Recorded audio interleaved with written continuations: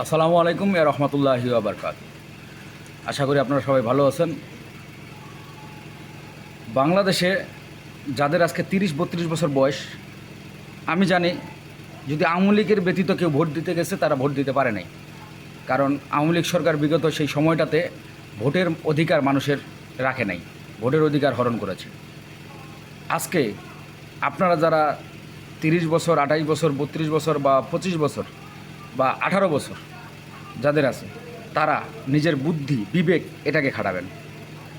কাকে ভোট দিলে একটা ভোট, আপনার একটা ভোটে একজন এমপি হবে, আর এমপির সমর্থনে একজন প্রধানমন্ত্রী হবে যারা দেশ পরিচালনা করবে।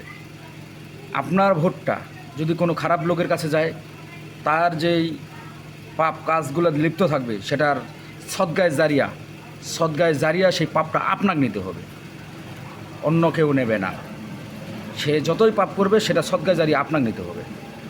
আমি একটা কথাই বলতে যাচ্ছি, আল্লাহ মানুষ সৃষ্টির সেরা জীব বানিয়েছে, কারণ মানুষের এই মস্তিষ্কের মধ্যে একটা বিবেক দিয়েছে। এই বিবেকটাকে কাজে লাগাবেন। কাকে ভোট দিলে আপনার সেই সদ্গায় জারিয়া যে পাপটা হয় সেটা হবে না, সেটা সদ্গায় জারিয়া পুণ্যতে পরিণত করবেন, যেটা আপনার সবে পরিণত করবেন। একটা ভালো মানুষকে ভোট দিবেন, সেই ভোটটা আপনার যতদিনে সেই লোকটা ভালো কাজ করবে সেই ভালো কাজের সবটুকু আপনি পাবেন।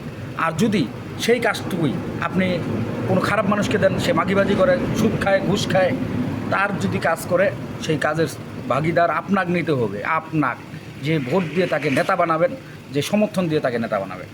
অতএব আমি একটা কথা বলতে যাচ্ছি, ভোট আজকে হোক, 5 মাস পরে হোক, 3 মাস পরে হোক বা 6 মাস পরে হোক, ভোট হবে। এটা গণতন্ত্র দেশ, গণতন্ত্র ফিরিয়ে এসেছে। আমরা আশাবাদী খুব শীঘ্রই সেটা এই প্রতিদ্বন্দ্বী হবে ইলেকশনের মাধ্যমে, আমাদের প্রতিনিধি হবে ইলেকশনের মাধ্যমে।